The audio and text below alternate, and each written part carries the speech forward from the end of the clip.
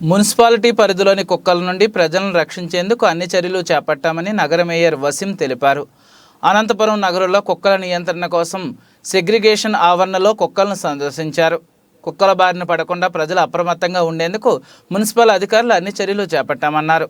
ఈ కార్యక్రమంలో డిప్యూటీ మేయర్లు వాసంతి సాహితీ, కొగటం విజయభాస్కర్ రెడ్డి, కార్పొరేటర్లు, మున్సిపల్ అధికారులు తదితరులు పాల్గొన్నారు. నేను డిప్యూటీ మేయర్స్, కార్పొరేటర్స్, మా అధికారులందరూ కూడా యానిమల్ బర్త్ కంట్రోల్ సెంటర్ని విజిట్ చేయడం జరిగింది. గత 3 years నుంచి కుక్కల బెడద ఎక్కువ ఉందని చెప్పి ప్రతిరోజు మనం చూస్తున్నాం. చిన్నపిల్లలకి ఎక్కడైనా బయటకు పిలిచిపోవాలా, తల్లిదండ్రులు పిల్లల్ని పిలిచిపోవాలని కూడా ఈ కుక్కల బెడదతో చాలా భయపడేవాళ్ళు. అదేవిధంగా రాత్రిపూట్లో కూడా ఎక్కడ పోవాలన్నా కూడా గుంపులుగా కుప్పలు ఉండేవి. ఈ రోడ్ తప్పించుకొని పక్కన రోడ్లో పోదామన్నా కూడా అక్కడ కూడా ఉండేవి. చాలా జాగ్రత్త పడి చేతిలో కట్టి కానివ్వండి, కర్రగా పట్టుకొని పోయే పరిస్థితి ఏర్పడేది. అదేవిధంగా ఈ ఇష్యూ పైన కూడా మన గౌరవ శాసనసభ అనంత వెంకటరామరెడ్డి గారు స్టేట్ మన పై వరకు తీసుకెళ్లడం జరిగింది.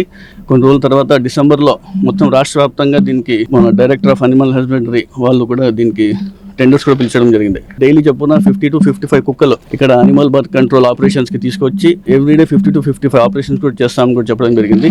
ఏ విధంగా అయితే వీళ్ళే డాగ్ క్యాచర్స్ ఒక పర్టికులర్ ఏరియా ఐడెంటిఫై చేసి అక్కడ వెళ్ళి డాగ్ని క్యాచ్ చేసి వీళ్ళదే వ్యాన్ ఉంటుంది చేసుకొని వచ్చి ఇక్కడ తీసుకురావడం జరుగుతుంది. ఒక రోజంతా దానికి అబ్జర్వేషన్లో పెట్టి నెక్స్ట్ డే ఆపరేషన్ చేపించి దీనికి మళ్ళీ పోస్ట్ ఆపరేటివ్ తర్వాత కూడా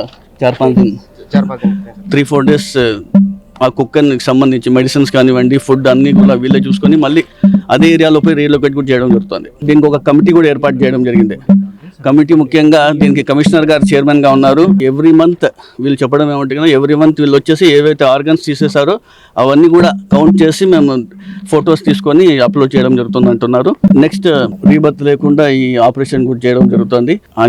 animal birth control and anti rabies వ్యాక్సినేషన్తో పాటు ఈ కార్యక్రమాన్ని వీళ్ళు చేపట్టడం జరుగుతుంది.